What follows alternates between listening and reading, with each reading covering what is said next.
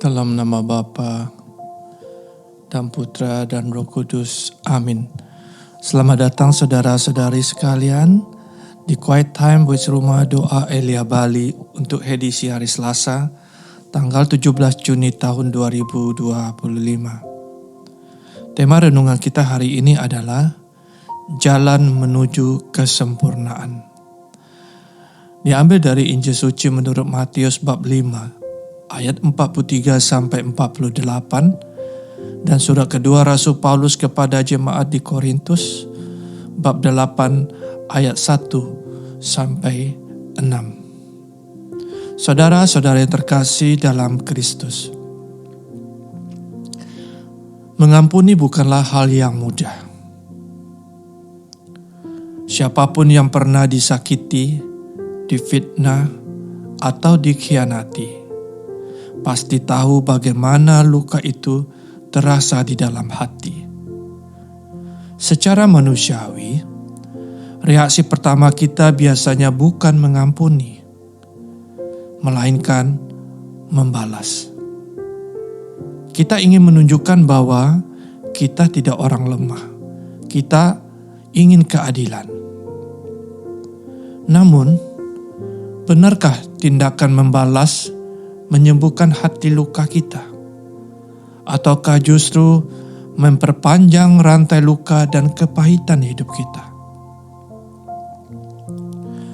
Santo Agustinus mengajarkan bahwa sejak manusia jatuh ke dalam dosa, kehendaknya telah menjadi rusak, yaitu manusia lebih mencintai diri sendiri secara tidak teratur daripada mencintai Allah.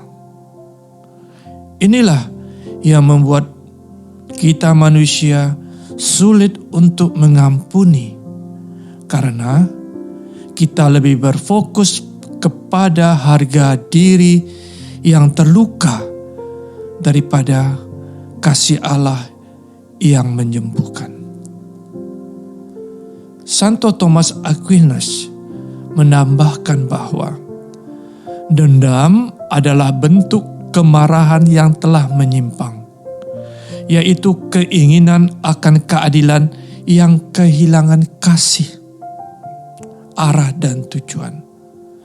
Dendam adalah sebuah tanda hati yang belum sembuh. Bahkan, dendam dipahami sebagai mekanisme pertahanan diri dari luka yang belum selesai. Maka tak heran saudara-saudari, kita melihat bahwa banyak orang merasa dan berpikir bahwa mengampuni itu seperti membenarkan sebuah kejahatan. Padahal justru pengampunan adalah langkah pertama untuk memutus belenggu dari luka. Saudara-saudari, ternyata mengampuni bukanlah hal yang mustahil untuk kita lakukan. Santo Agustinus kembali menyebutkan bahwa sebuah pengampunan itu sebagai tindakan rahmat, bukan sekedar upaya dari manusia, melainkan karya kasih karunia Allah dalam diri kita. Santo Thomas Aquinas juga menyebutkan, mengampuni adalah bagian dari belas kasih dan kasih sejati atau caritas, yaitu tanda kedewasaan rohani dan cinta yang sungguh besar. Saat kita mengampuni, kita memberi lebih dari yang pantas, yaitu memberi kasih. Saudara, Yesus sendiri menjadi teladan utama bagi hidup kita. Dalam Injil Matius yang hari ini kita renungkan, Tuhan Yesus memanggil kita untuk mengasihi musuh dan mendoakan mereka yang menyakiti kita. Ini adalah sebuah ajakan untuk kita menuju yang namanya kesempurnaan sebagai anak-anak Bapa di surga. Bapa yang di surga yang menerbitkan matahari bagi orang baik dan jahat, dan menurunkan hujan bagi yang benar maupun yang tidak benar. Nah, saudara-saudari, Rasul Paulus dalam suratnya kepada umat di Korintus memberikan kesaksian bahwa kasih karunia Allah sanggup mengubah hati umat yang miskin. Miskin karena kebencian, miskin kemarahan, miskin karena kekecewaan, dan miskin karena dendam untuk membalas, menjadikan kita kaya dalam kemurahan hati. Mereka malahan bisa memberi melebihi kemampuan karena mereka telah lebih dahulu menyerahkan diri kepada Allah dan kepada sesama. Inilah kekuatan karunia kasih Allah yang membuat kita mampu melakukan yang secara manusiawi tidak mungkin, termasuk mengampuni.